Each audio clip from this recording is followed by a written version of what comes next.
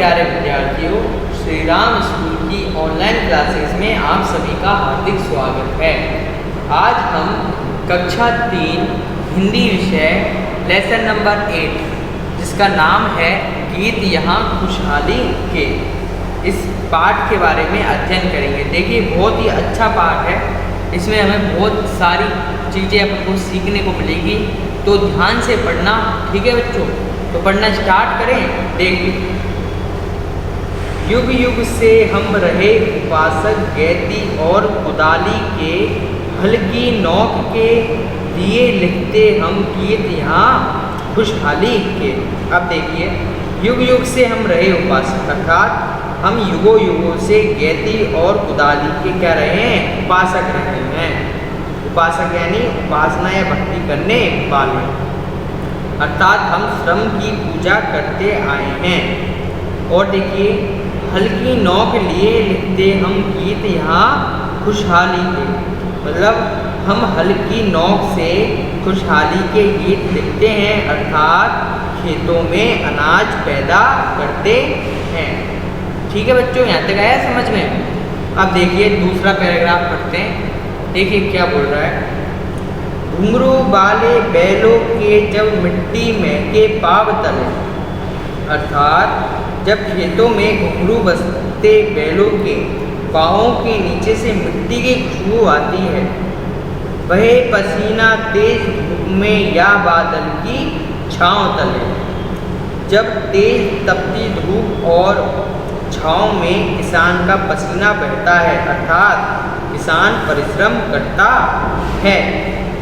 तो देखिए क्या होता है आगे देखिए, आगे तीसरा पैराग्राफ बोल रहा है कि दर्शन होते इंद्रधनुष के। किसके दर्शन होते हैं? इंद्रधनुष के, या संध्या की लाली के, या फिर संध्या की लाली मतलब शाम का समय। दर्शन होते इंद्रधनुष के या संध्या की लाली के, हल्की नोक लिए लिखते हम गीत यहाँ खुशहाली के। अब देखिए इसका सरल अर्थ बताता हूँ क्या कहना चाहता है कवि कहता है कि खेतों में श्रम करते हुए किसानों को इंद्रधनुष भी दिखाई पड़ता है, और शाम की लाली भी, अर्थात चाहे जैसा मौसम और समय हो, किसान हल्की नोक से खुशहाली के गीतों को लिखते हैं। आए बच्चों समझ में? देखिए कितनी अच्छी बात कही है। किसान देखिए बैल से कैसे खेत को जोत रहा है। अब कोई सा भी मौसम हो, इसको तो काम करना ही पड़ता है। ठीक है बच्चों, अब देखिए नेक्स्ट। कोयल मोर पपीहे गाते, शाम घटा गहराती है, मधुर स्वरों से कोकिल कंठी बहुत गीत सुनाती। अर्थात देखिए, बारिश के मौसम में जब कोयल, मोर, पपीहे इत्यादि बोलते हैं, जब काली घटाएं उमड़ उमड़ कर आसमान पर छा जाती है, जब सीके मारे घर की बहुएं कोयल जैसे स्वर में गीत गाती है। ये लिख रहा है ना, मधुर सपनों में कोकिल कंठी बहुत गीत सुनाती। तो इसका अर्थ है जब खुशी के मारे घर की बहुएं कोयल जैसे स्वर में गीत गाती हैं। यहाँ पर पपीहा एक पक्षी है, एक पक्षी जो बारिश के मौसम में आवाज़ करता है। शाम घटा काली घटाएं होती है, मधुर यानी मीठा होता है, स्वर यानी आवाज़ होती है, कोकिल कंठी मतलब कोयल जैसी आवाज़ वाली। आगे समझो बच्चों।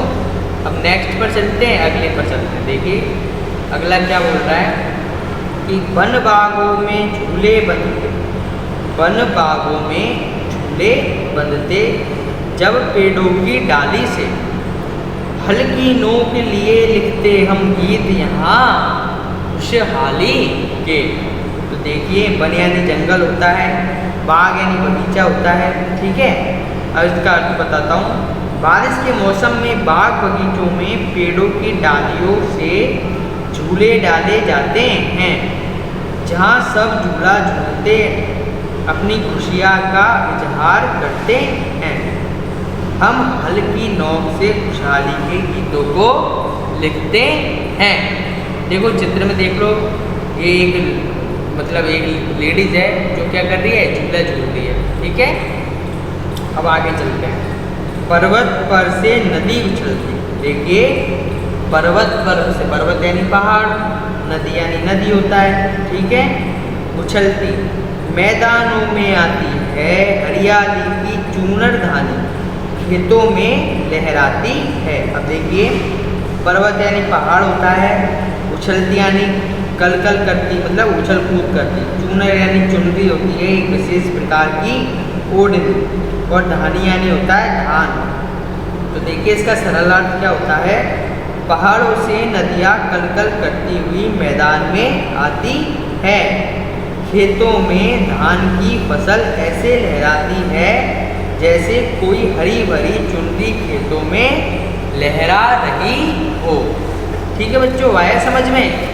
बहुत ही अच्छा पार्ट है। देखो कितनी अच्छी अच्छी बातें बताई गई हैं इसमें। अब देखिए अगले पैराग्राफ पर चलते हैं कि मोती जैसे दाने हंसते, मोती जैसे दाने हंसते हर गेहूं की बाली के, हल्की नोक लिए लिखते हम गीत यहाँ खुशहाली के।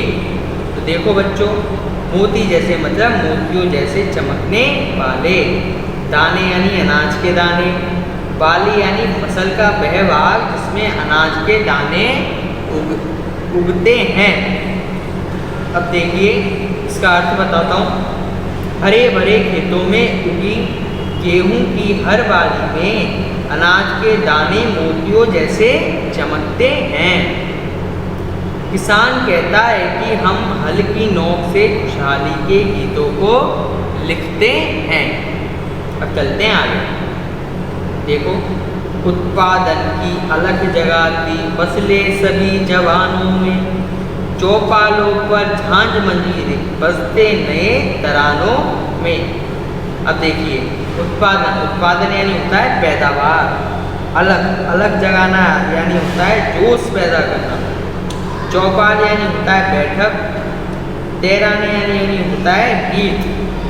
अब इसका अर्थ बताता हूँ। देखो, खेतों में लहराती फसलें, क्या खेतों में लहराती फसलें सभी मेहनत किसानों के मन में उत्पादन के प्रति जोश पैदा करती है। किसानों का यह उत्साह शाम के समय चौपालों पर लोकगीत संगीत की धुनों पर झांझ मंजीरे बजाते गाते नाचते दिखाई पड़ता है। ठीक है बच्चों, अब आगे चलिए देखिए नेक्स्ट पैराग्राफ। नेक्स्ट पैराग्राफ बोल रहा है कि गली गली में उत्सव मनते होली और दिवाली के, हल्की नोक लिए लिखते हम गीत यहाँ खुशहाली के। अब देखिए, उत्सव यानी होता है त्योहार या पर्व, और मनते यानी मनाए जाते हैं। अब इसका अर्थ बता देता हूँ। यहाँ हर तरफ उत्साह और उमंग के साथ होली और दिवाली के त्यौहार मनाए जाते हैं।